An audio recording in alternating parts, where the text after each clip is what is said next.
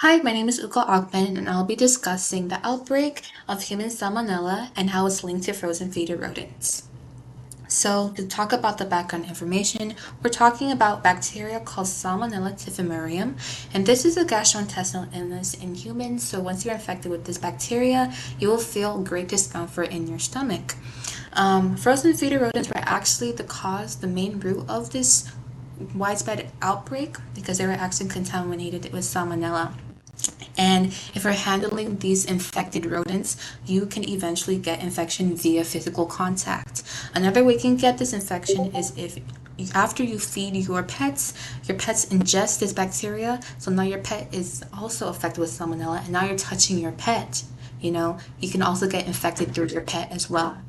So, how, where, and why? So, this outbreak is traced back to the reptile industries Inc. and it was an Arctic Mike's brand and it was actually sold at a local store called PetSmart.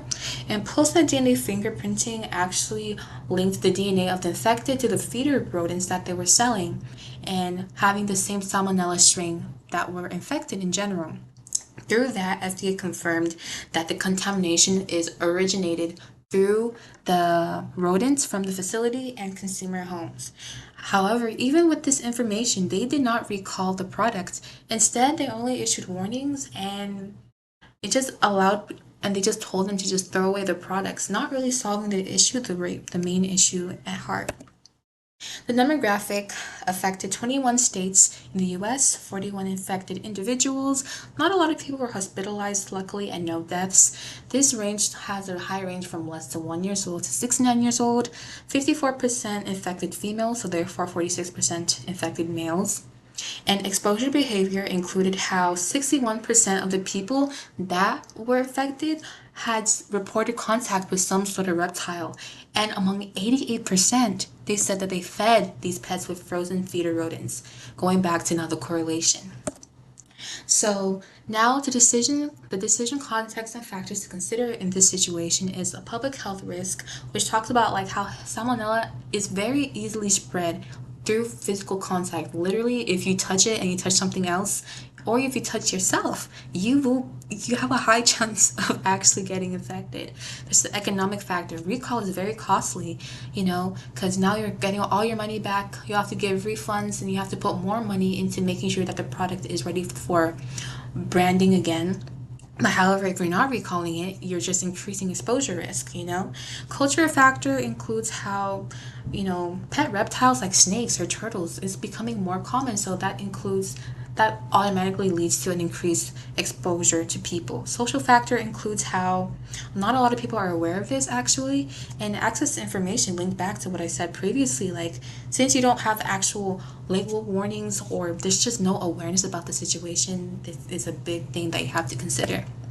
So my SWOT analysis for strength, I do think a strength is that the public health surveillance systems actually identified the source of the outbreak very quickly. And I feel like that's really important. But even with that knowledge, no recall was issued, which is definitely a big weakness.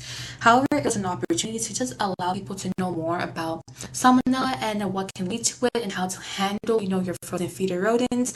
And however, a threat is that there is definitely a continued risk of future outbreaks if these companies don't put in the work to actually make a more microbiome friendly environment for these frozen feeder rodents.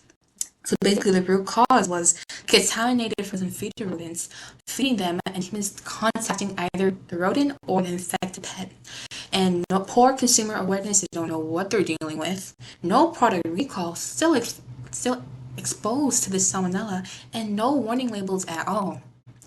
So I came up with some alternatives, and I focused more on the social ecological model. My first alternative was focusing on product recall and facility sanitation, so more of the legislative aspect. So definitely recall the frozen feeder rodents and make sure that FDA or the state, has an inspection and definitely remove the products from stores and make sure you offer refunds to the people that bought it and just make sure you have or implement more or invest more money into like improved testing controls, more sanitation.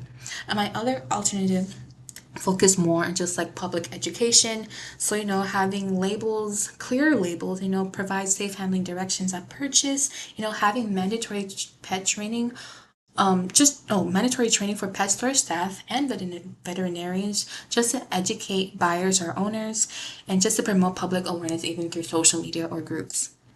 So step 5, my recommendations were actually the manufacturing. My first one is focused on manufacturing and distribution safety. So make sure there is a routine that includes testing of these microbial, these bacteria in these rodent production facilities, and make sure that sanitation inspections are definitely mandated and immediate recall protocol if any sort of contamination is detected. Another one focused on labeling and education, so making sure that all frozen feeder rodents had risk labels on it, having public awareness campaigns, providing safety handouts at pet stores checkout, having a pamphlet to give to the person that's purchasing these products.